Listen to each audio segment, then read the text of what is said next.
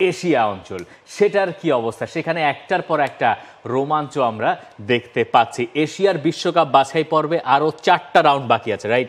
Exactly, কারণ হচ্ছে এই থার্ড রাউন্ডে প্রত্যেকটা দল খেলবে হচ্ছে 10টা করে ম্যাচ, 6টা করে ম্যাচ হয়ে গেছে।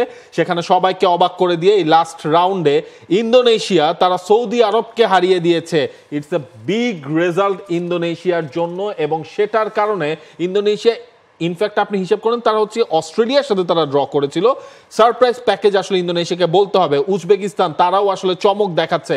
আপনি হিসাব করে দেখেন, কাতার হচ্ছে গিয়ে ইউএইর কাছে হেরে গেছে 5-0 গোলে, জাপান জিতেছে। সুতরাং অনেক রোমাঞ্চ কিন্তু ছড়াচ্ছে এই এশিয়া অঞ্চলের বাছাই পর্বের এই রাউন্ডগুলো। মনে রাখা দরকার, এই এশিয়া অঞ্চল থেকে 8টা দল কোয়ালিফাই করবে বিশ্বকাপ 2026 বিশ্বকাপে। সেখানে সরাসরি কোয়ালিফাই করবে এই যে 3টা গ্রুপ রয়েছে, সেই 3টা গ্রুপ থেকে গ্রুপ চ্যাম্পিয়ন এবং গ্রুপ রানার্স আপ, এই 6টা দল তারা কোয়ালিফাই করছে।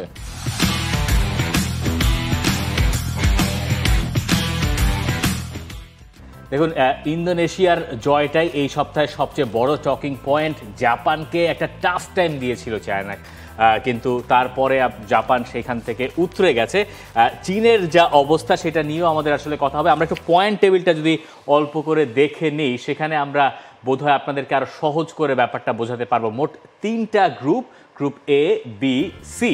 গ্রুপ এতে সবার ওপরে অবস্থান ইরানের, 2 নম্বর জায়গাটা উজবেকিস্তান, 3 নম্বর আরব আমিরাত, 4-এ গেল বিশ্বকাপের হোস্ট কাতার, 5 নম্বর দলটা কিরগিজস্তান এবং উত্তর কোরিয়া 2 পয়েন্ট নিয়ে সবার তলায়। এই জায়গা থেকে 1 এবং 2 নম্বর দলটা সরাসরি 2026 বিশ্বকাপে অংশ নেবে। তার মানে যা দাঁড়াচ্ছে 3 এবং 4 নম্বর দলটা তাদেরকে চলে যেতে হবে, যেই অবস্থান থাকবে পুরো খেলা শেষে তারা চলে যাবে ওয়ার্ল্ড কাপ কোয়ালিফায়ার্সের 4th রাউন্ডে। এবং সেই 4th রাউন্ডে 3টা গ্রুপ থেকে দুটা 3 নম্বর এবং 4 নম্বরে থাকা 6টা দল মুখোমুখি হবে। সেখানে 2টা গ্রুপ থাকবে, 2 গ্রুপের 2 গ্রুপ চ্যাম্পিয়ন চলে যাবে হচ্ছে গিয়ে আপনার থ্রু করবে, এবং রানার্স আপ যারা হবে তাদেরকে ওই আধাটা যে স্পেস আছে অর্থাৎ ইন্টারকন্টিনেন্টাল প্লে অফ সেটা খেলতে হবে। গ্রুপ বি, সেই গ্রুপ বিটা যদি আমরা একটু দেখতে নেই, সেখানে আমরা দেখতে পারবো দক্ষিণ কোরিয়া তারা সবার ওপরে রয়েছে। এরপর ইরাক,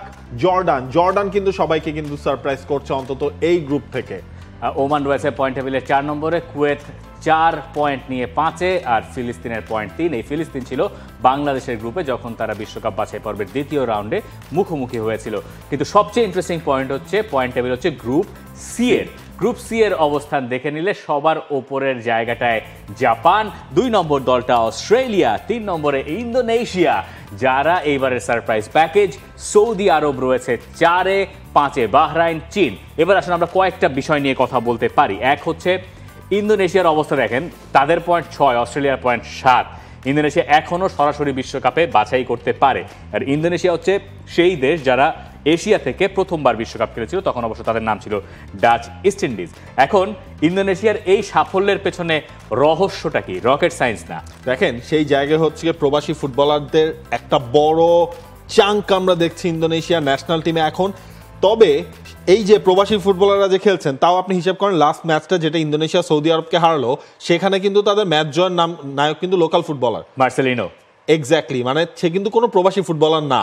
সুতরাং সেই জায়গায় একই সাথে কন্টিনিউয়াসলি 2টা জায়গায় তারা আসলে গুরুত্ব দিচ্ছে। আপনার শুধু ওই প্রবাসী ফুটবলার ধরে এনে বা হচ্ছে যারা অন্যান্য লিগে খেলছে তাদেরকে আনলেই হবে না, আপনার সেই লোকাল ফুটবলার বা যারা অরিজিনালি ইন্দোনেশিয়ান তাদেরও কিন্তু একই সাথে ডেভেলপমেন্ট প্রসেসটার প্রমাণটা ইন্দোনেশিয়া এবারে কিন্তু দেখুন।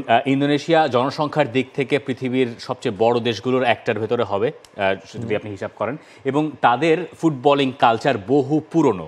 তাদের অবস্থা যেরকমই হোক না কেন, তারা ফুটবলটা কন্টিনিউ করে এবং ফুটবল নিয়ে, তাদের ক্লাব ফুটবল নিয়ে প্রচণ্ড রেষারেষি হয়। তারা হয়তো নিয়মিত বিশ্বকাপে খেলে না, কিন্তু এশিয়ান কাপে তারা প্রায় সময় খেলে এবং তাদের ওই ব্যাপারটা রয়েছে। এই গেল প্রথম দিক, এবং সেই কালচারটার উপরে তারা ভিত্তি করে তারা সিদ্ধান্ত নিল যে তারা আসলে প্রবাসী ফুটবলারদের ওয়েলকাম করবে, এবং সেই ওয়েলকাম করার প্রসেস থেকেই এই রেজাল্টের আউটকাম। কিন্তু তার মানে তাদের লোকাল ফুটবলাররা হারিয়ে যাচ্ছেন ঘটনা সেটা না। তারা যেমন এখান থেকে আসছে, নিজেদের লোকাল সিস্টেমে যে ফুটবলারটা গ্রোন আপ হয়ে ওই জায়গায় যাচ্ছে, ওই পুরো ধাপ পার হয়ে ইন্দোনেশিয়ার যে সিস্টেম ফুটবলার হওয়ার, আন্তর্জাতিক ফুটবলে অংশ নেওয়ার, সেই সিস্টেম পার হয়ে যখন একজন ফুটবলার অংশ নিচ্ছে এবং সে যখন একটা ম্যাচ জেতাচ্ছে, তখন ওটা পুরো দেশের গর্ব। প্রবাসী ফুটবলার তো সঙ্গে আছেন, তারাও ইন্দোনেশিয়াকে ধারণ করেন, এবং এমন ফুটবলারকে বাছাই করা হয়েছে যারা ইন্দোনেশিয়ার হয়ে খেলতে চান। এবং আপনি যদি এইভাবে দেখেন যে 2022 সালে জুন মাসে এই ইন্দোনেশিয়ার সঙ্গে বাংলাদেশ গোললেস ড্র করেছিল, সেই ইন্দোনেশিয়া নভেম্বর মাসে এসে 2024 সালে সেই সৌদি আরবকে হারালো, যে সৌদি আরব 2022-এর নভেম্বর মাসে আর্জেন্টিনাকে হারিয়ে দিয়েছিল। এবং আর্জেন্টিনাকে হারানোর নায়ক হার্ভি রেনার্ড তিনি আবারও কোচ হয়ে এসেছেন সৌদি আরবে, এবং কোচ হওয়ার পরে তার হচ্ছে এই হার। সৌদি আরব বিশ্বকাপে কোয়ালিফাই করবে কিনা এখন এইটাই সংশয়। দেখেন এই গ্রুপের কার্ডটা যখন আমরা দেখছিলাম, গ্রুপ সি এর কার্ডটা আপনি আরো একবার যদি দেখেন দেখতে পারবেন গেল বিশ্বকাপে এশিয়া থেকে যে দলগুলো অংশ নিয়েছিল, অর্থাৎ 5টা দল গেল বিশ্বকাপে অংশ নিয়েছিল, 3টাই আসলে গ্রুপ সি তে, জাপান সেখানে অস্ট্রেলিয়া, সেখানে সৌদি আরব, এই 3টা দলই আসলে সেখানে রয়েছে। সুতরাং এই গ্রুপটাই তো গ্রুপ অফ ডেথ। এবং সেই পয়েন্ট টেবিল দেখলে আপনি আরো একটা জিনিস দেখবেন, জাপান এবং অস্ট্রেলিয়া 16 এবং 7 পয়েন্ট তাদের, বাকি 4 দলের পয়েন্ট কিন্তু 6। এবং দেখেন সৌদি আরব কারা, যারা 2034 বিশ্বকাপ আয়োজন করছে, যারা গতবার কাতার বিশ্বকাপটাকে রাঙিয়ে দিয়েছিল, তাই না, আর্জেন্টিনাকে হারিয়ে, ঠিক 2 বছর আগের ঘটনা। তো সেই সৌদি আরব বিশ্বকাপে কোয়ালিফাই করতে পারবে কি পারবে না সেটা নির্ভর করছে তাদের পরের 4টা ম্যাচের ওপরে। পরের 4টা ম্যাচে তাদের প্রতিপক্ষ জাপান, অস্ট্রেলিয়া, চীন, বাহরাইন, এই ম্যাচগুলো তারা যদি জিততে পারে এবং তারা যদি সরাসরি 1 এবং 2 নম্বর স্পটে থাকতে পারে, তাহলে তারা সরাসরি বিশ্বকাপে বাছাই করবে। রবার্তো মানচিনিকে যে বিদায় করে দেওয়া হলো 1 বছরের মাথায়, তাতে ধরা ছিল তার পারফরমেন্স খারাপ, তার আন্ডারে টিমটা ভালো করছে না, পরে রেনার্ডকে নিয়ে আসলো।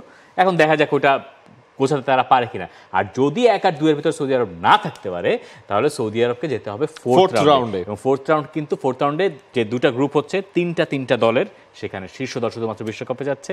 মানে দুই গ্রুপের সেরা 2টা দল আসলে তখন থ্রু করে যাবে এবং রানার্স আপ দলটা চলে যাবে পরের রাউন্ডে, প্লে অফ। তাদের ভিতরে নিজেরা ম্যাচ খেলবে, এরপরে আবার ইন্টারকন্টিনেন্টাল অনেক হিসেব নিকেশ সেখানে আছে। আর আপনার আগ্রহ থাকতে পারে যে ইউরোপের বিশ্বকাপ বাছাই পর্ব নিয়ে কোনো কথা বললেন না কেন?